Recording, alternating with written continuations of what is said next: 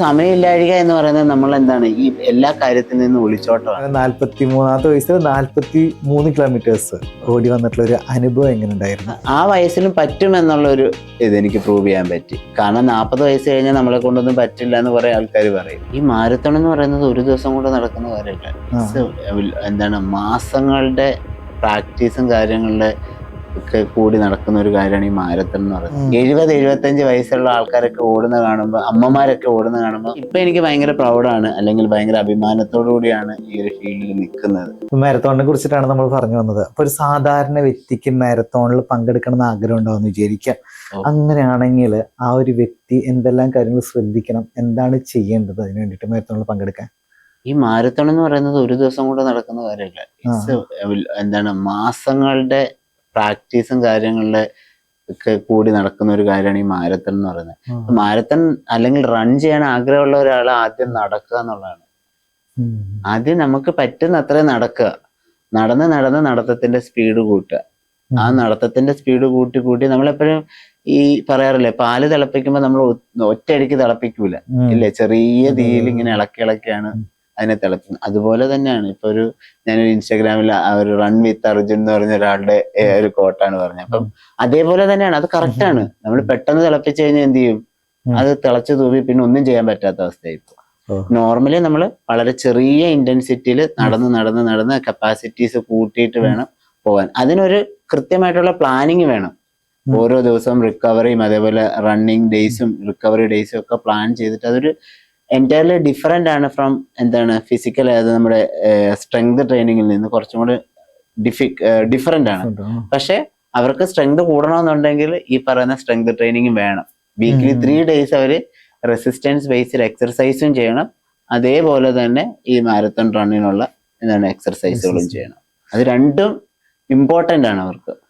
ഈ ലോങ് ഓടി വരുന്നവർക്ക് കൃത്യമായിട്ട് ഒരു എക്സസൈസും കാര്യങ്ങളൊക്കെ എല്ലാം കൃത്യമായിട്ട് അവരുടെ ഒരു ദിവസം ഓടുന്നതല്ല, വർഷങ്ങളായിട്ടുള്ള സാധാരണക്കാരായിട്ടുള്ള പല ആളുകളുടെയും ചിന്താഗതികൾ ഇത് സിമ്പിൾ അല്ലേ. സിമ്പിൾ ഇല്ല. 43 കിലോമീറ്റർ ഓടിയപ്പോ തന്നെ എനിക്കറിയാം കണ്ടിന്യൂസ് നമ്മള് നിർത്താതെ ഇങ്ങനെ ഓടിക്കൊണ്ടിരിക്കും. അതിന്റെ ഇടയിൽ വെള്ളം കുടിക്കാവോ? വെള്ളമൊക്കെ നമ്മള് നോർമലി ജെല്ല് കൊണ്ടുപോകും. കാർബോഹൈഡ്രേറ്റ് എന്തായാലും വേണം, ഇല്ലെങ്കിൽ നമ്മൾ പറ്റൂല. എവറി 20 minutes നമുക്ക് എനർജി ഇൻടേക്ക് ചെയ്തുകൊണ്ടിരിക്കണം, അല്ലെങ്കിൽ നമ്മള് കംപ്ലീറ്റ് ചെയ്യാൻ പറ്റൂല. Okay, yes. ഇപ്പൊ പറഞ്ഞ പോലെ നേരിട്ടിട്ട് ലോങ് ഡിസ്റ്റൻസ് മാരത്തോണെ നടത്തുന്നത് സുരക്ഷിതമാണോ ഒരു വ്യക്തിക്ക്? ഒരു സുരക്ഷിതമേ അല്ല. അവര് റെഗുലർ ആയിട്ട് പ്രാക്ടീസ് ചെയ്ത് അതാണ് പറഞ്ഞത്, ആദ്യം നടന്ന് ഓടി ഇങ്ങനെ പതിയെ കിലോമീറ്ററുകൾ കൂടി എൻഡ്യൂറൻസ് ബിൽഡ് ചെയ്യണം. അതായത് നമുക്ക് കണ്ടിന്യൂസ് ആയിട്ട് മസ്കുലർ കൺട്രാക്ഷൻസും അതേപോലെ ഹാർട്ടിന് ബ്ലഡ് സപ്ലൈ ചെയ്യാനുള്ള കപ്പാസിറ്റി ഉണ്ടാക്കിയെടുക്കണം. എൻഡ്യൂറൻസ് ബിൽഡ് ചെയ്തെടുക്കണം. ആ എൻഡ്യൂറൻസിലൂടെയാണ് പിന്നെ നമ്മൾ ബാക്കിയുള്ളതിലേക്ക് പോകുന്നത്. പെട്ടെന്ന് അറ്റാക്ക് ഒക്കെ സംഭവിച്ചു ഉറപ്പായിട്ടും ശ്രദ്ധിക്കാട്ടോ. കാരണം നമ്മൾ ഇപ്പൊ ചർച്ച ചെയ്തോണ്ടിരിക്കുന്ന സമയത്ത് പലർക്കും ഒരു മാരത്തോണിൽ പങ്കെടുത്താലോ എന്ന് തോന്നിയിട്ട് പെട്ടെന്ന് ജോയിൻ ചെയ്യുന്ന ആൾക്കാരൊക്കെ ഉണ്ടാവുക. നമുക്ക് ആഗ്രഹം ഉണ്ടെങ്കിൽ നമ്മൾ ചെയ്യണം, നമ്മൾ ട്രൈ ചെയ്യണം. പക്ഷെ ആ ട്രൈ ചെയ്യുന്നതിന് മുമ്പ് നമ്മൾ പ്രിപ്പയർ ചെയ്യണം. ആ പ്രിപ്പറേഷനിലാണ് നമുക്ക് ഇരിക്കുന്നത്. പ്രിപ്പറേഷൻ ഇല്ലാതെ പോകുമ്പോഴാണ് നമ്മൾ എപ്പോഴും എന്ത് ചെയ്യുന്നത്, ഫെയിൽ ആവുന്നത്. തീർച്ചയായിട്ടും. എനിക്ക് തോന്നുന്നു 43-ാമത്തെ വയസ്സിലാണ് ബർത്ത്ഡേ എന്ന് പറഞ്ഞല്ലേ അല്ലെ? Minimum happy returns of the in advance. അപ്പൊ ഈ പറഞ്ഞ 43-ാമത്തെ വയസ്സിൽ 43 കിലോമീറ്റേഴ്സ് ഓടി വന്നിട്ടുള്ള ഒരു അനുഭവം എങ്ങനെ ഉണ്ടായിരുന്നു? ഇല്ല, ഭയങ്കര നമുക്ക് ഭയങ്കര സന്തോഷമായിരുന്നു. കാരണം അതുവരെ അങ്ങനെ ചെയ്യാൻ പറ്റും എന്നുള്ള ഒരു നമുക്ക് അറിയൂലല്ലോ, നമുക്ക് അത് നമ്മളെ കൊണ്ട് ചെയ്യാൻ പറ്റും എന്നുള്ള ഒരു ഇതില്ല. പക്ഷെ ഓടാൻ തുടങ്ങി, ഓടണമെന്ന് തോന്നി. അപ്പം എന്നെ അസിസ്റ്റ് ചെയ്ത ആൾക്കാരൊക്കെയാണ് ഇവിടെ ഇരിക്കുന്നത്, എന്റെ കൂടെ ബൈക്കിൽ വന്നിട്ടുണ്ടായിരുന്നു ഇവരൊക്കെ. കാരണം നമ്മളെപ്പോഴും ഒറ്റയ്ക്ക് ഓടുമ്പോൾ അത്ര സേഫ് അല്ല. എന്തെങ്കിലും ഒരു എമർജൻസി സിറ്റുവേഷൻസ് ഉണ്ടെങ്കിൽ ഹാൻഡിൽ ചെയ്യാൻ ആൾക്കാർ വേണം. അതുകൊണ്ട് തന്നെ കാരണം ആ വയസ്സിലും പറ്റുമെന്നുള്ള ഒരു ഇതെനിക്ക് പ്രൂവ് ചെയ്യാൻ പറ്റി. കാരണം 40 വയസ്സ് കഴിഞ്ഞാൽ നമ്മളെ കൊണ്ടൊന്നും പറ്റില്ല എന്ന് കുറെ ആൾക്കാർ പറയും. വെറും കോൺഫിഡന്റ് അല്ല, പക്ഷെ അത് പ്രൂവ് ചെയ്യാൻ സാധിക്കും. പക്ഷെ ആ ഒരു ദിവസം കയറി ഓടിയതല്ല. അതിനു മുമ്പ് ഞാൻ കുറെ നാള് പ്രാക്ടീസ് ചെയ്ത് 5 കിലോമീറ്റർ 10 കിലോമീറ്റർ 20 കിലോമീറ്റർ 21 കിലോമീറ്റർ ഇങ്ങനെ പ്രാക്ടീസ് ചെയ്തിട്ടാണ് ഞാൻ പോയത്. ഈ റൺ ചെയ്യുന്ന സമയത്ത് ഇപ്പോ ചന്ദ്രദാസിനെ ഈ ഒരു റണ്ണിങ്ങിൽ പഠിപ്പിച്ചത് എന്തായിരിക്കും ശരിക്കും? റൺ ചെയ്ത സമയത്ത് ഒന്ന് കോൺഫിഡൻസ് ആണ്. ഇല്ല നമ്മളെ കൊണ്ട് പറ്റും ഇല്ലേ. അത് വേറൊരു കമ്മ്യൂണിറ്റിയാ, ഫിറ്റ്നസ് കമ്മ്യൂണിറ്റി പോലെ തന്നെ വേറൊരു കമ്മ്യൂണിറ്റിയാണ് ഈ റണ്ണിങ് കമ്മ്യൂണിറ്റി. ട്രിവാൻഡ്രത്ത് ഒരുപാട് കമ്മ്യൂണിറ്റീസ് ഉണ്ട് റണ്ണിങ്. നമുക്ക് ഒരുപാട് ആൾക്കാരെ പരിചയപ്പെടാൻ പറ്റും. പക്ഷെ ഞാനൊക്കെ നമ്മളൊന്നും അല്ല ശരിക്കും പറഞ്ഞ 70-75 വയസ്സുള്ള ആൾക്കാരൊക്കെ ഓടുന്ന കാണുമ്പോ, അമ്മമാരൊക്കെ ഓടുന്ന കാണുമ്പോ നമ്മള് വെറും എന്താണ്, നമ്മൾക്ക് ഇനി ഇതിനേക്കാളും കൂടുതൽ ചെയ്യാനുള്ള കപ്പാസിറ്റി ഉണ്ട്, അല്ലെങ്കിൽ നമ്മൾ അതിനെ യൂട്ടിലൈസ് ചെയ്യുന്നില്ല എന്നുള്ളൊരു ഇത് വരും. പക്ഷെ കുറച്ചും കൂടി നമുക്ക് എന്താണ് കോൺഫിഡൻസ് ആണ് അല്ലെ, നമുക്കിപ്പം എന്താണ് എന്തെങ്കിലുമൊക്കെ ചെയ്യാൻ പറ്റും എന്നുള്ള ഒരു കോൺഫിഡൻസ് ഇമ്പ്രൂവ് ചെയ്യും. തീർച്ചയായിട്ടും ഈ കോൺഫിഡൻസ് ആണോ ഈ പറഞ്ഞ ഫിറ്റ്നസ്സിലേക്ക് കടന്നു വരാൻ പ്രചോദനമായ കാര്യം? ഫിറ്റ്നസ്സിലേക്ക് കടന്നു വരാൻ ശരിക്കും പറഞ്ഞ ഇതൊരു ഞാൻ പ്ലാൻ ചെയ്ത് വന്ന ജേർണി അല്ല ഇത്. എന്റെ പ്രൊഫഷൻ എന്ന് പറഞ്ഞാൽ നഴ്സിംഗ് ഫീൽഡാണ്. ഞാൻ കുവൈറ്റിൽ നേഴ്സായിരുന്നു. അപ്പൊ ഞാൻ നാട്ടിൽ വന്നിട്ട് ഈ ഒരു കോഴ്സ്, ഫിറ്റ്നസ് ഇൻസ്ട്രക്ടറുടെ കോഴ്സ് പഠിച്ച, അതായത് ഒരു ക്യൂരിയോസിറ്റിയുടെ പുറത്ത് പഠിച്ചതാണ്. പക്ഷെ അത് കഴിഞ്ഞപ്പോ ഞാൻ പഠിച്ചത് IBSലായിരുന്നു. IBS തന്നെയാണ് ഞാൻ ഇപ്പോഴും ടീച്ചിങ് ഫാക്കൽറ്റി ആയിട്ട് വർക്ക് ചെയ്യുന്നത്. അങ്ങനെ IBSൽ പഠിപ്പിച്ച ഒരു സാറാണ് എന്നോട് പറഞ്ഞത്, എടാ നിനക്ക് ഇങ്ങനെ ഒരു സ്കില്ലുണ്ട്, കേറുന്ന അരുൺ സാറ്. അങ്ങനെയാണ് ഞാൻ ഈ ഫീൽഡിലേക്ക് എത്തുന്നത്. അല്ലാതെ ഞാനായിട്ട് സെലക്ട് ചെയ്ത് ഇവിടെ എത്തണം എന്ന് വിചാരിച്ചിട്ട് വന്ന ഒരാളല്ല. പക്ഷെ ഇപ്പൊ എനിക്ക് ഭയങ്കര പ്രൗഡാണ്, അല്ലെങ്കിൽ ഭയങ്കര അഭിമാനത്തോടു കൂടിയാണ് ഈ ഒരു ഫീൽഡിൽ നിൽക്കുന്നത്. നമ്മളെ കൊണ്ട് കുറെ ആൾക്കാർക്ക് എന്താണ് ഒരു പ്രചോദനം കൊടുക്കാൻ പറ്റുന്നുണ്ട്, അല്ലെങ്കിൽ കുറെ ആൾക്കാരെ ട്രെയിൻ ചെയ്ത് ഈ ഒരു ഇൻഡസ്ട്രിയിലേക്ക് ഇറങ്ങാനായിട്ട് അവരെ ട്രെയിൻ ചെയ്യിക്കാനുള്ള എന്താണ് ഒരു അവസരം കിട്ടുന്നുണ്ട്. യെസ്, പൊതുവെ ചിലർ പറയും ജോലി തിരക്കാണ്, അതുകൊണ്ട് എനിക്ക് ജിമ്മിൽ പോകാൻ സമയമില്ല, എക്സസൈസ് ചെയ്യാൻ സമയമില്ല, അല്ലെങ്കിൽ പറഞ്ഞ പോലെ എനിക്ക് ആ ഭക്ഷണം വളരെ നിർബന്ധമാണ്, അതുകൊണ്ട് ഞാൻ എക്സസൈസ് ചെയ്യുന്നില്ല, എനിക്ക് ഭക്ഷണമാണ് വലുതെന്നൊക്കെ പറയുന്ന ഒരുപാട് പേരുണ്ടായിരിക്കുമല്ലോ, അല്ലെങ്കിൽ മടി പിടിച്ചിരിക്കുന്നവരുണ്ടായിരുന്നു. അങ്ങനെയുള്ള ആളുകളോട് അവസാനമായിട്ട് നമ്മുടെ ഇന്റർവ്യൂവിന്റെ വൈൻഡപ്പിൽ എന്താ പറയാനുള്ളത്?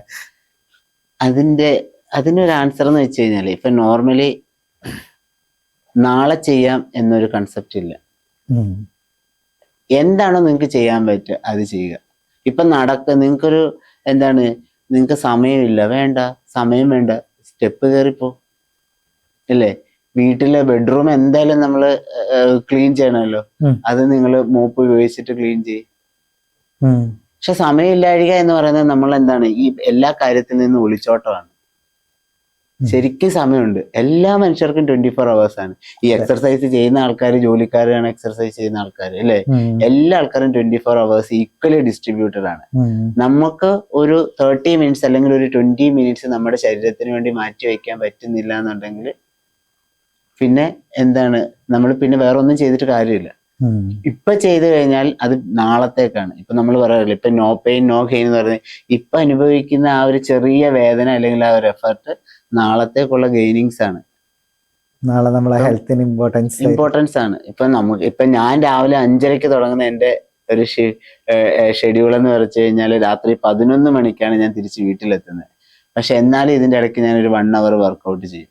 ആ ഒരു 1 hour നമുക്ക് വേണ്ടിയിട്ട് മാറ്റി, അതിന്റെ ഇടയ്ക്ക് വരുന്ന ഒരു കാര്യങ്ങളും എടുക്കരുത്.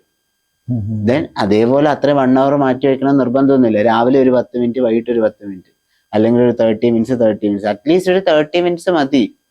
അതെ, തീർച്ചയായിട്ടും എന്ത് ആക്ടിവിറ്റി വേണമെങ്കിലും ചെയ്യാം. ഇപ്പൊ ജിമ്മിൽ പോകണമെന്ന് നിർബന്ധമൊന്നുമില്ല. ഇപ്പൊ ഹോം ബേസ്ഡ് ആക്ടിവിറ്റീസ് ഇഷ്ടം പോലെ ഉണ്ട് അല്ലെ. ഒരു 10 minutes നമുക്ക് എന്താണ് ചെയ്യാൻ പറ്റുന്ന ഒരുപാട് ആക്ടിവിറ്റീസ് ഇപ്പൊ ഉണ്ട്, അല്ലെങ്കിൽ നമുക്ക് അറിയാം, അത് തന്നെ ചെയ്താൽ മതി. അപ്പൊ നമ്മള് ചെയ്യണം എന്ന് വിചാരിച്ച് നമ്മൾ തന്നെ ചെയ്യണമെന്നേ ഉള്ളൂ. അപ്പൊ അതിനൊരു മോട്ടിവേഷൻ വേണമെന്ന്, അല്ലെങ്കിൽ ഒരാളെ കണ്ട്, അല്ലെങ്കിൽ ഒരു ഇൻസിഡന്റ് ഉണ്ടാവണമെന്ന് നിർബന്ധമൊന്നുമില്ല. അങ്ങനെ വേണമെന്നില്ല. അപ്പൊ ആ മോട്ടിവേഷൻ മാറിക്കഴിയുമ്പോൾ ഇവരുടെ എന്താണ് എഫർട്ടും കുറയും. അപ്പൊ നമുക്ക് നാളത്തേക്കൊരു നമ്മുടെ കപ്പാസിറ്റി അല്ലെങ്കിൽ നമ്മുടെ ഫിറ്റ്നസ് ഇമ്പ്രൂവ് ചെയ്യണമെന്നുണ്ടെങ്കിൽ നമ്മൾ ഇന്ന് ഇറങ്ങുക എന്നുള്ളത് മാത്രമേ ഉള്ളൂ. നാളെ എന്നുള്ള ഒരു കൺസെപ്റ്റ് ഇല്ല. ചെയ്യണമെന്നുണ്ടെങ്കിൽ ഇന്ന് ചെയ്യുക. ഇപ്പൊ എല്ലാരും പറയും അടുത്ത വർഷം ന്യൂ ഇയർ ആവട്ടെ, അല്ലെങ്കിൽ ഓണം കഴിയട്ടെ, അല്ലെങ്കിൽ വെക്കേഷൻ കഴിയട്ടെ. ഇതൊക്കെ എന്താണ്, പല കാര്യങ്ങളിൽ നിന്ന് ഒളിച്ചോടാനുള്ള ഒരു റീസൺ മാത്രമാണ്, എക്സ്ക്യൂസസ് മാത്രമാണ്, അല്ലാതെ വേറൊന്നുമില്ല. അതെ, ഈ പറഞ്ഞ പോലെ തന്നെ ഞാൻ വീട്ടിൽ നിന്ന് ഇറങ്ങുമ്പോൾ ഏകദേശം എനിക്ക് ഹോം ടൗൺ അടുത്ത് കുറച്ച് ദൂരമുണ്ട്, ഏകദേശം ഒരു 7-10 കിലോമീറ്റർ തോന്നുന്നുണ്ട്. നമ്മുടെ ചാനലിന്റെ വണ്ടി ഹോം ടൗണിലേ വരുള്ളൂ. അത്രയും ദൂരം ഇങ്ങോട്ട് നടക്കും. അത് ബസ് അവിടെ നിന്നുണ്ട്, പക്ഷെ എന്നാൽ അത്രയും ദൂരം നടക്കാനൊരു ഇൻട്രസ്റ്റ് ഞാൻ പൊതുവെ കാണിക്കാറുണ്ട്. കാരണം ഭാവിയിലെ ഹെൽത്ത് ആണല്ലോ ഇമ്പോർട്ടൻസ് പറഞ്ഞ പോലെ. എന്തായാലും ജിം അവിടെ വെച്ച് ആദ്യം അവസാനിപ്പിച്ചിട്ടുണ്ടെങ്കിൽ ചിലപ്പോൾ ഞാനിപ്പോ എക്സസൈസ് സ്റ്റാർട്ട് ചെയ്യാൻ സാധ്യതയുണ്ട് ഈ ഇന്റർവ്യൂ കഴിയുമ്പോൾ. സ്റ്റാർട്ട് ചെയ്യണം തീർച്ചയായിട്ടും. പക്ഷെ നമ്മളെപ്പോഴും എന്താണ് നമ്മുടെ കപ്പാസിറ്റിക്ക് അനുസരിച്ച് ചെയ്താൽ മതി. ഇപ്പൊ ട്രെയിനർ 100 റെപ്പറ്റേഷൻ ചെയ്യാൻ നമ്മൾ 10 ചെയ്യത്തുള്ളെങ്കിൽ 10 ചെയ്താൽ മതി. ചെയ്യാൻ പറ്റൂല എന്ന് പറഞ്ഞു കഴിഞ്ഞാൽ ട്രെയിനർ നിർബന്ധിക്കാൻ പറ്റൂല. ഒരു സാധാരണക്കാരന് അതെ, ഒരു സാധാരണക്കാരനെ വീട്ടിൽ പുഷപ്പ് ചെയ്യുന്നതുകൊണ്ടും അപ്പൊ തന്നെ അവന്റെ പറഞ്ഞ പോലെ തന്നെ ടോട്ടലി അവന് ജസ്റ്റ് ചെറിയ എക്സസൈസ് ചെയ്യുന്നതുകൊണ്ടൊക്കെ ഓക്കെ അല്ലേ? അതാണ് ഫിസിക്കൽ ആക്ടിവിറ്റി. നമുക്ക് ചെയ്യാൻ പറ്റുന്ന രീതിയിൽ ചെയ്യുക എന്നുള്ളതാണ്. ഇപ്പൊ പുഷപ്പ് ആണെങ്കിലും സ്ക്വാട്സ് ആണെങ്കിലും ലഞ്ചസ് ആണെങ്കിലും ജമ്പിങ് ജാക്സ് ആണെങ്കിലും ഇതിനൊന്നും ഒരു എക്യുപ്മെന്റ് ഒന്നും വേണ്ട ഇല്ലേ. നമുക്ക് വീട്ടിൽ നമ്മുടെ ബോഡി വെയിറ്റ് യൂസ് ചെയ്തിട്ട് ചെയ്യാൻ പറ്റുന്ന ഒരുപാട് എക്സർസൈസുകളുണ്ട്. നമുക്ക് ബോഡി ആക്റ്റീവ് ആക്കി നിർത്തുക എന്നുള്ളതാണ്. പിന്നെ ജിമ്മിൽ പോയിട്ട് എക്സർസൈസ് ചെയ്യുമ്പോൾ അതിനൊരു പർട്ടിക്കുലർ ഗോൾ ഉണ്ട്. ഇപ്പൊ മസിൽ ബിൽഡ് ചെയ്യണമെന്നുണ്ടെങ്കിൽ നമ്മൾ വെയിറ്റ് ഉപയോഗിച്ചിട്ട് വർക്ക്ഔട്ട് ചെയ്യും. ഇപ്പൊ മസിൽ ബിൽഡിംഗ് നടക്കണം, വെയിറ്റ് ഉപയോഗിച്ചിട്ട് വർക്ക്ഔട്ട് ചെയ്താലേ കാര്യമുള്ളൂ. അവിടെ ബോഡി വെയിറ്റ് ഉപയോഗിച്ചിട്ട് വർക്ക്ഔട്ട് ചെയ്തിട്ട്, കാരണം ബോഡിക്ക് ചെയ്യാൻ പറ്റാത്തതിനേക്കാളും കുറച്ചും കൂടെ കൂടുതൽ സ്ട്രെസ് കൊടുത്താൽ മാത്രമേ അവിടെ ബിൽഡിങ് നടക്കത്തുള്ളൂ.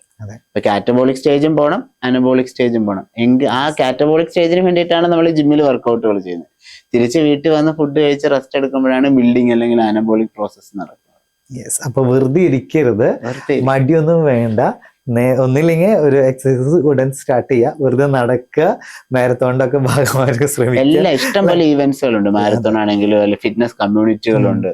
നമുക്ക് ചെയ്യാൻ പറ്റുന്ന കാര്യങ്ങളൊക്കെ ചെയ്യുക. കുറച്ചും കൂടി നമ്മൾ എന്താണ് കുറച്ചും കൂടി സമൂഹത്തിനെ കുറച്ചും കൂടി നോക്കി കാണാൻ പറ്റും നമുക്ക് അതിലൂടെ. നമ്മൾ ഒരുപാട് കാര്യങ്ങൾ ഇൻവോൾവ്ഡ് ആവും. കസാരയിൽ 1 മണിക്കൂർ ഇരിക്കുന്ന നേരം വെറുതെ നമ്മളൊന്ന് നടന്നാൽ മതി, ഫിറ്റ്നസ് ലെവൽ ഓക്കെ ആക്കി എടുക്കാൻ നമുക്ക് സാധിക്കും. മടി വിട്ടാൽ മാത്രം മതി. മടിയാണ് ഏറ്റവും വലിയ അതിന് ഏറ്റവും വലിയ ഉദാഹരണം എനിക്ക് തോന്നുന്നു ഒരുപക്ഷെ ചന്ദ്രദാസ് തന്നെയായിരിക്കും. കാരണം 43-ാമത്തെ വയസ്സിൽ 43 കിലോമീറ്റർ ഓടാന്ന് പറഞ്ഞാൽ നിസ്സാര കാര്യമില്ല. എന്നിട്ട് നമ്മുടെ മുന്നിലിരിക്കുന്നു. So super. എന്തായാലും ഇത് നമുക്ക് കണ്ടുപിടിക്കാവുന്ന ഒരു വ്യക്തി തന്നെയാണ് അല്ലെ. ഇനി എന്തായാലും എനിക്ക് തോന്നുന്നു ഇൻസ്റ്റയിലുണ്ട്, ഒപ്പം തന്നെ ഫേസ്ബുക്കിലൊക്കെ ഉണ്ട് ചന്ദ്രദാസ്. ഇൻസ്റ്റാഗ്രാമിലുണ്ട്, സ്വന്തമായിട്ട് ജിമ്മുണ്ട്, വോൾക്ക് ഫിറ്റ്നസ്. അതെവിടെയാണ്? വോൾക്ക് ഫിറ്റ്നസ് ട്രിവാൻഡ്രത്താണ്. ഞാൻ ട്രിവാൻഡ്രത്താണ് ഇപ്പൊ വർക്ക് ചെയ്യുന്നത്. ഏതാണ് നാട്ടിൽ? സ്വന്തം സ്ഥലം ചെങ്ങന്നൂരാണ്. ഞാൻ വർക്ക് ചെയ്യുന്നത് ട്രിവാൻഡ്രത്താണ്. ട്രിവാൻഡ്രത്ത് IBSന്റെ ടീച്ചിങ് ഫാക്കൽറ്റിയാണ്. IBS ഫിറ്റ്നസ് ഇൻസ്റ്റിറ്റ്യൂട്ടിന്റെ ഡിപ്ലോമയുടെ ടീച്ചിങ് ഫാക്കൽറ്റിയാണ്. പിന്നെ മാറിവാനിയസ് കോളേജിലെ ഫിറ്റ്നസ് ഇൻസ്ട്രക്ടറാണ്. പിന്നെ സ്വന്തമായിട്ട് ഒരു ജിം റൺ ചെയ്യുന്നുണ്ട്, വോൾക്ക് ഫിറ്റ്നസ്, തമ്പാനൂര് തന്നെ. ഇതാണ് എന്റെ വർക്ക്. അല്ല, അത് ശരിക്കും പറഞ്ഞു കഴിഞ്ഞാൽ അത് നമ്മളെന്തും ആത്മാർത്ഥമായിട്ട് പ്രയത്നിച്ചാൽ അത് നടക്കുമെന്നാണ് പറയുക. അതുപോലെ തന്നെ കണ്ടുപിടിക്കുന്ന എല്ലാവരും ആത്മാർത്ഥമായിട്ട് പ്രയത്നിക്കൂ, സ്വന്തം ആരോഗ്യം വീണ്ടെടുക്കാനായിട്ട് അല്ലെ. അങ്ങനെ പറഞ്ഞ് നമുക്ക് അവസാനിപ്പിക്കാൻ തോന്നുന്നു അല്ലെ. അപ്പൊ എന്തായാലും wish you all the best. നിങ്ങളുടൻ തന്നെ വർക്കൗട്ട് ഒക്കെ സ്റ്റാർട്ട് ചെയ്യുക, പറഞ്ഞ എക്സസൈസ് ഒക്കെ സ്റ്റാർട്ട് ചെയ്യുക. അപ്പൊ എന്തായാലും വളരെയധികം നന്ദിയുണ്ട് ചന്ദ്രദാസ്, ഇത്രയും സമയം നമ്മളോടൊപ്പം. അല്ല, എനിക്ക് തോന്നുന്ന ഒരു മീറ്റിംഗ് ഒക്കെ ഉണ്ട് തോന്നുന്നു ഇനി ഇത് കഴിഞ്ഞിട്ട്. എന്തായാലും സക്സസ് ആയിട്ട് പോട്ടെ എന്ന് ആശംസിക്കുന്നു. Thank you so much for coming. Thank you. Bye. അപ്പൊ വീണ്ടും അടുത്ത അതിഥിയുമായിട്ട് ഉടൻ ജോയിൻ ചെയ്യാം. വെറൈറ്റികളായിട്ടുള്ള ഒരുപാട് അതിഥികൾ ഇനിയും വരാനിരിക്കുന്നുണ്ട്. കാത്തിരിക്കുക. ഇൻഫ്രൈ മീഡിയ.